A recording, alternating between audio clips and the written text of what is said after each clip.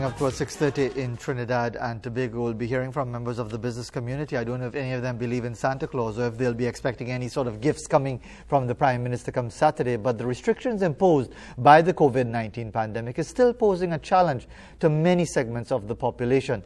Economic stability is one of the areas. It was even before the pandemic, but made many times worse. And it's, of course, great concern worldwide. Locally, many businesses are unable to operate fully, while some have not yet been given the green light to open at all. Many are hoping for good news come this Saturday afternoon, when we expect the Prime Minister, Dr. Keith Rowley, to not just address to the nation, but maybe, just maybe, announce some further relaxation, given the fact that the number of infections have been going down. A couple of days ago, there were no infections at all reported, and indeed it's the management of the situation that will be a concern. Let's get the perspective of our three guests this morning. Martin George of the Tobago Business Chamber, Ricardo Mohammed, President of the Eastern Business Merchants Association. But let's start with Hassel Tom, President of the Trinidad Hotels, Restaurants and Tourism Association. First of all, good morning to all three gentlemen, and if I could start with you, Mr. Tom, are you anticipating anything in particular? What would you like to see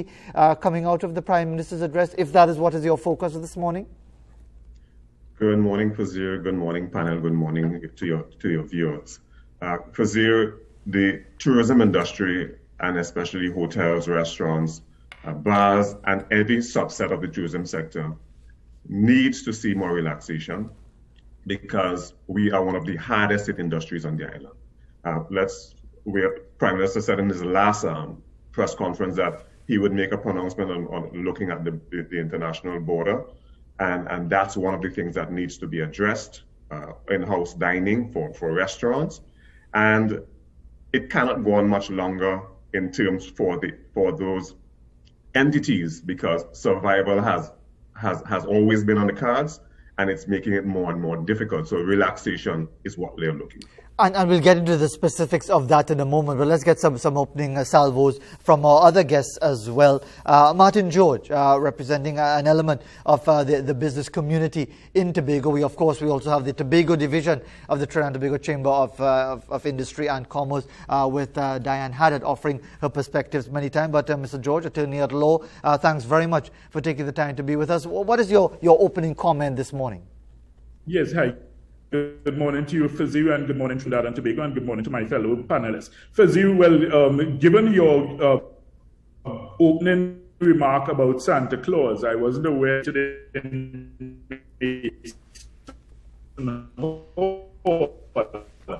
Mr. George, I have to interrupt you because your bandwidth seems to be giving some problem, and we're not hearing you clearly. You're buffering quite a bit. So let's see if we could try to sort that out. In the meantime, not trying to deny you the opportunity, of course, to express your view, but let's see if we could just regularize that situation, first of all, and go to Ricardo Mohammed. In the meantime, President of the Eastern Business Merchants Association. Good to have you with us, sir. What is your perspective ahead of what may be an announcement of further relaxation of the restrictions come Saturday? Hi, good morning, Fazir. Good morning, members of the panel. Good morning, Trinidad and Tobago. It's indeed a pleasure to be here this morning. Fazir, looking at what has transpired in the past, we really have to look forward to the government putting good structure and strategies in place for the reopening of businesses. Being on the East Coast, the Eastern Business and Merchants Association, we represent a good few businesses within the Sangre Grande area, and we are hoping to represent other businesses within the Toco, Manzanilla, Mayaro districts. But bearing in mind that we have a lot of businesses here who are feeling great discomfort and are seeing significant decreases in sales throughout this lockdown or semi-lockdown period, I think it's very important that some strategies are put into place whereby they can structure the reopening of these businesses and monitor them carefully so that people can operate under good COVID-19 safety strategies, keep their consumers safe, apply their businesses, and earn an income in this day and age. As it is right now, a lot of businesses are significantly on the breadline on the East Coast, and we are hoping to see some relaxation measures that can help us with the ease of doing some business. All right. Well, let's see if we could get back to Mr. George. Hopefully, his connection would be a bit more reliable now. Mr. George, are you there with us? Yes, I am, Fazil. Are you hearing me loud and clear? Loud and clear so far. Please go right ahead. Okay, what I'm saying, Fazil, is that we need to recognize that COVID-19 isn't going anywhere anytime soon. It's not going away next week. It's not going away next month. It may not even go away next year. So what we have to do is start putting in place sensible, practical strategies to learn to live with it, to live around it. Seems to be buffering again, Mr. George, but let's see. Go ahead. Go ahead with your comment if you can. We can't keep burying our heads in the sand. We will then all be able to emerge victorious. We have to treat with it. We have to meet with it. We have to adopt strategies which would ensure that we try as best as possible to maximize public safety, but ensuring that we preserve lives and also livelihoods. And that has been our mantra from day one. We have to find a way of striking a proper balance. And we can't just take the all or nothing approach in the sense that, well, you lock back down totally again and you deprive persons the opportunity to be able to function, because at some point we will be forced to come out and face this demon and confront it and find a way to live with it and work around it.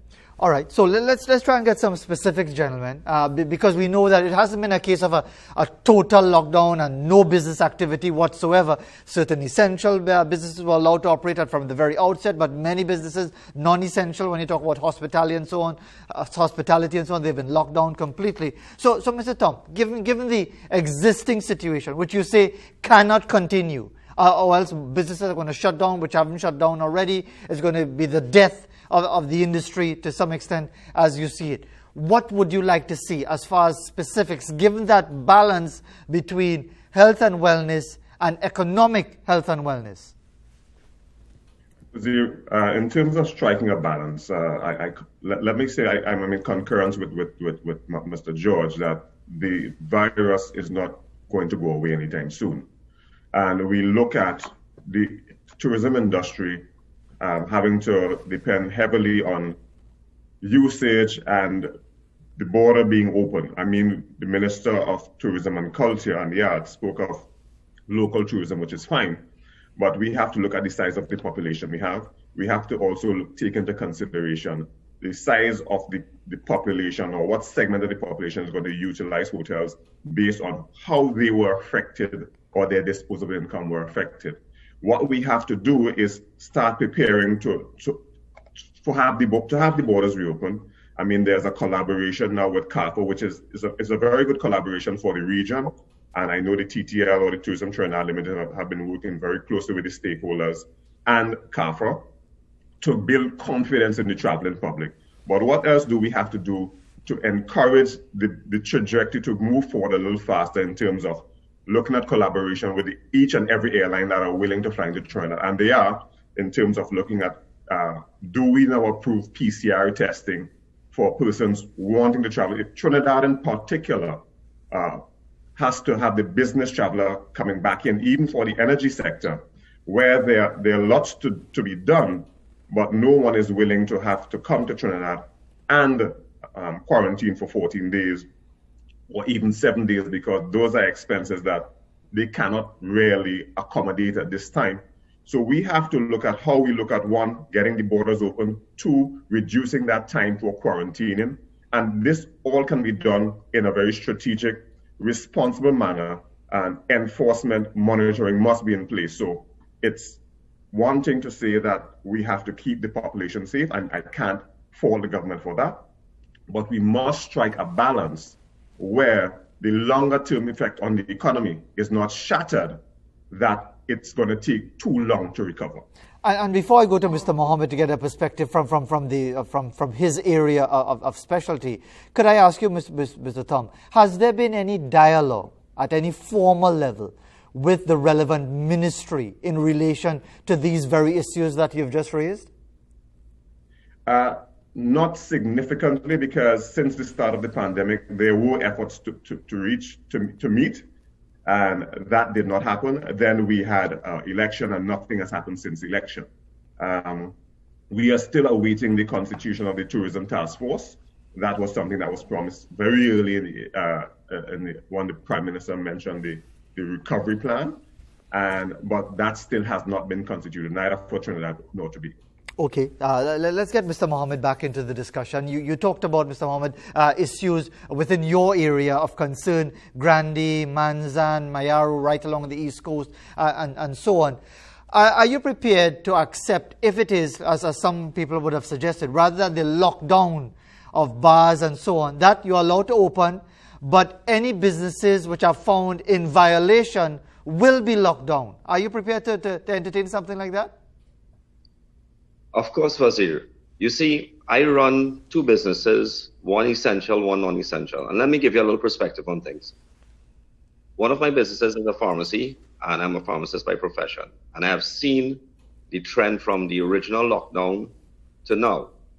Overall, the trend has been decreasing in sales overall, but the essentials may find a way to basically survive and meet our needs.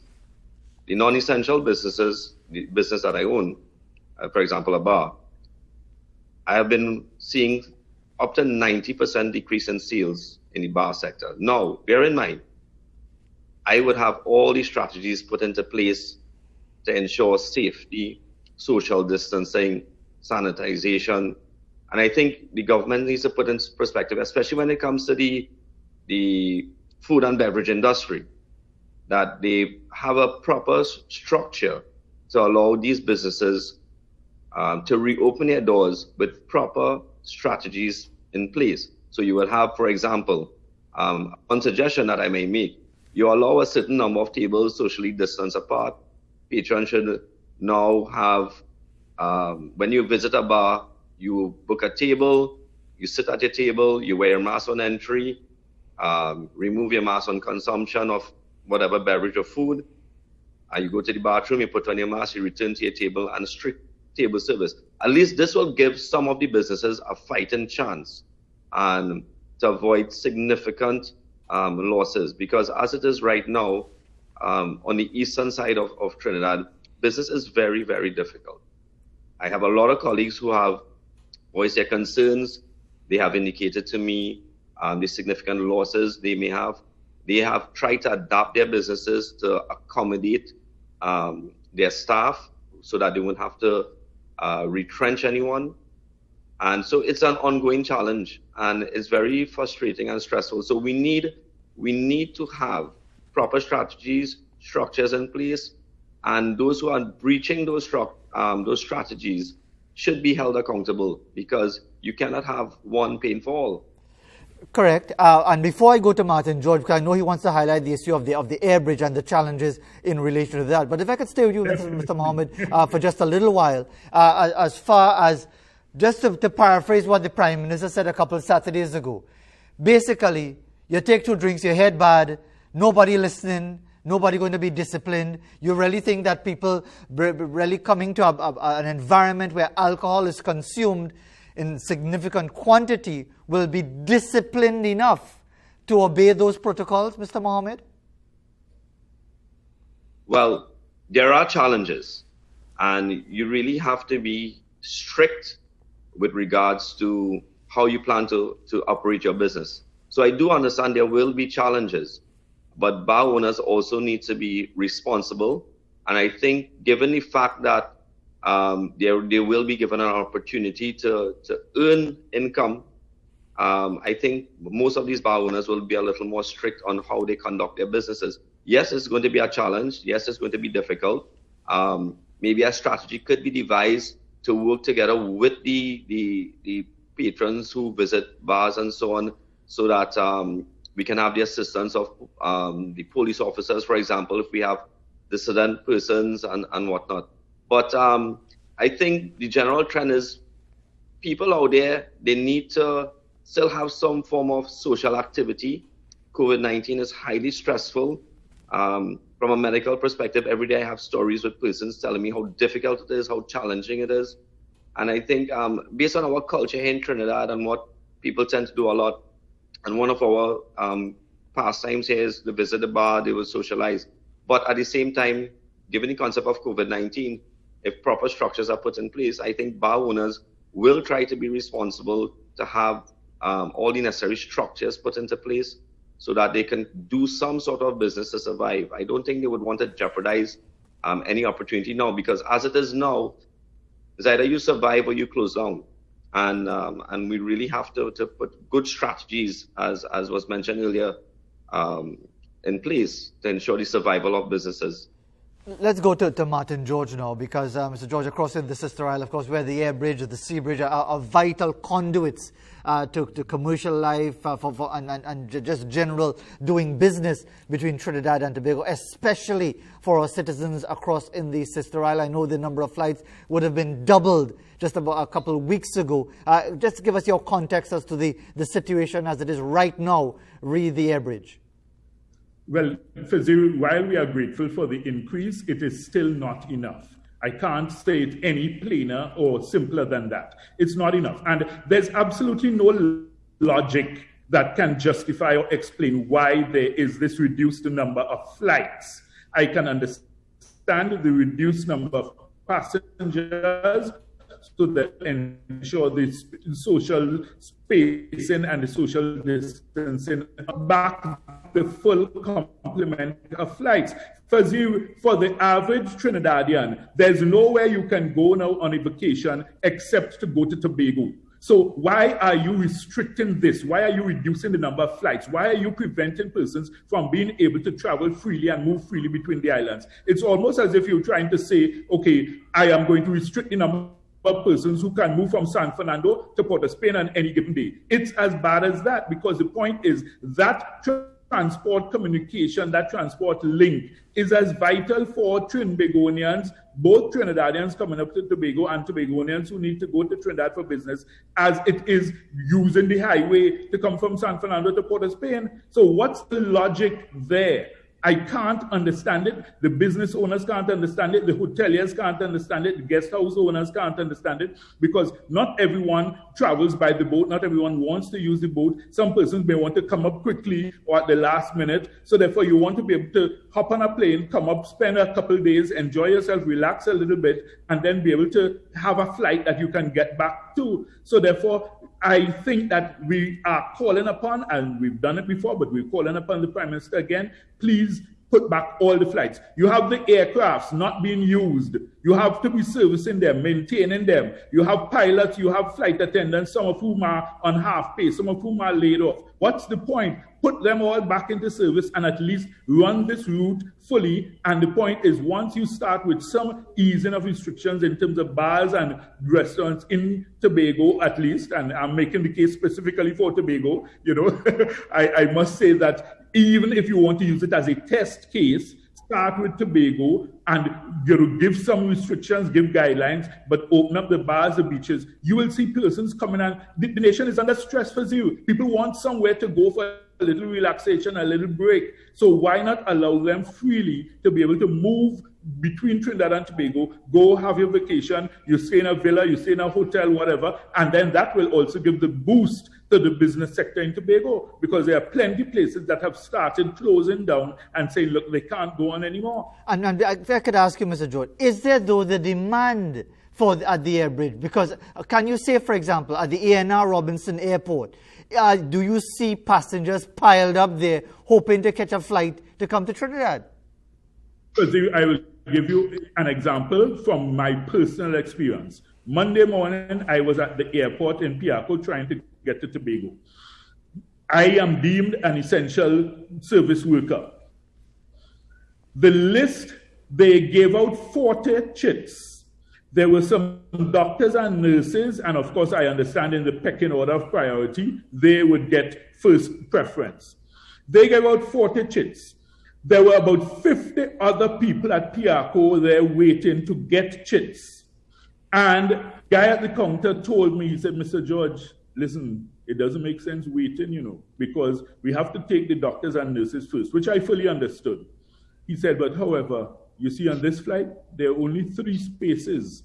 So I asked him, I said, so why did you give out 40 chits and have 50 other people waiting to get chits if you know that you only have 3 spaces? So that's what I'm telling you about physio. There is that demand, but the point is persons are suffering in silence. I wish that there was some news camera there to carry this story, because you can't be having people there spending their time waiting. There's some people who said they had, to go up to for funerals. Some persons wanted to visit sick relatives, but they just couldn't get a flight. And that's the problem. So why not open back up all the flights between Trinidad and Tobago? There's no logic or justification for that. Nothing makes any sense as to why that is not being done. And if I could get a further perspective from Mr. Hassel-Tom in relation to the issue of hoteliers and so on.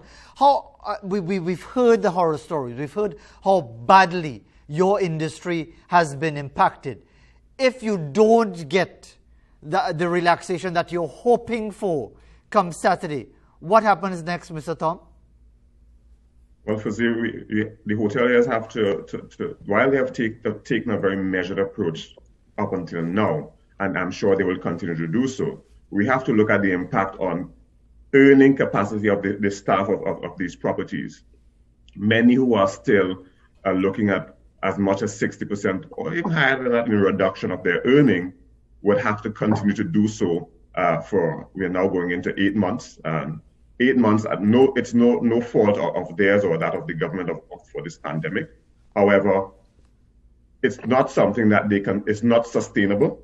And I reiterate that we have to take a calculated risk, a strategic risk, in order to balance the scales where we look at the economy as well as just as much as we're looking at the lives and livelihoods. So we have to balance the scales for zero. And Mr. Mohammed, given the challenge that you would face, not so much with the pharmacy side of things, but with the bar side of things, it's interesting that balance that you have there. Go and take some medicine for the headache from the hangover the night before at your bar and that sort of thing. But the issue is therefore, Mr. Mohammed, given that continuing concern about what may happen in an environment where people are relaxing and inebriated and so on, would you endorse, and I may be repeating the question I had asked earlier, but would you endorse a strict policy? In fact, the way I want to frame the question is, are you satisfied that you and others will be willing to be strict in enforcing the COVID-19 regulations, or will you give your customers a bly, hoping that you don't get catched by the police? Fazir, at this point in time, people really have to be serious, and they have to understand that if they're given a structured measure to open, we really can't give anyone a bly per se. We must stick to the COVID-19 protocols. Right now, businesses are going under. If we don't stick to the protocols or suggested structure at which we can operate a business, we will only suffer. And it's very, very important that, once we have a structured measure put in place and persons abide by it, we will be able to at least earn some revenue, keep our staff employed, and be able to function as any other business entity. But if it continues, we will have to close. I mean, a lot of people are willing, a lot of businesses are willing, especially in the food and beverage industry, to put these structures in place. Most businesses would have security. Security will also assist with enforcing some of these things, and we have to be strict about these things. And yes, it's not about giving a good friend or somebody a blight, but we really have to be responsible with all our actions moving forward. I mean, the ease of doing business here in Trinidad is very difficult, and without trying to do some sort of improvement, it's difficult to venture into other forms of businesses to stay alive. I mean, I am part of the Confederation of Regional Business Chambers. We have discussions regularly about this, and we are of the view that we must have some structure in order to have the businesses reopen. Let me leave the final word with Martin George, representing the Tobago business community. And Mr. George, are you hopeful? Are you expectant of a relaxation that would allow not just the airbridge and the airbridge specifically to function effectively, but will allow more commercial activity in a safe in a safe environment this time around? Well, Fazil, the thing is, I think that definitely, given the fact that you have so many calls from so many different sectors of the business community, I think this is not unreasonable. The government is not unreasonable. I think that while they are committed to managing this crisis, I think they also are respectful of the views of the leaders in the business community and the persons who are saying, look, let's try and find workable solutions. And that's what it's all about, for zero. The point is, it's not a situation of you take this drastic approach that it's either this way or the other way. You try to find some middle ground whereby you say, look, I can give you some relaxations, but I'm going to put certain arrangements in place. I'm going to put certain restrictions. So therefore, you have to follow these guidelines. Your patrons have to follow these guidelines. Your customers have to follow these guidelines. And you can even penalize it by law, if you understand me. So therefore, those who don't comply, you bring down the full brunt of the law on them, and therefore they will not make the others who are willing to comply suffer. So I think that that's what leadership is about for Zero, and that's what is needed in this time of crisis. Leadership is being able to find workable solutions where you get the greatest good for the greatest number of people. And that involves balancing the challenge of preserving lives while still ensuring that you preserve livelihoods. Because we don't want to emerge from this crisis so economically damaged, scarred, and battered that you then have another financial and economic crisis coming down on the country from which there may be a very long, dark winter. Indeed. Well, I know winter is usually a happy time tourism-wise for us here in the Caribbean. Winter season in the north is a big time for tourism. But indeed, Martin George, Hassel Tom, and Ricardo Mohammed, thank you very much for taking the time, gentlemen, to be with us this morning to share your thoughts in anticipation of a possible relaxation. We don't know. We have to wait and see what the Prime Minister will have to say with his anticipated address on Saturday afternoon. We want to thank our guests for joining us this morning. Well, we have the news coming up.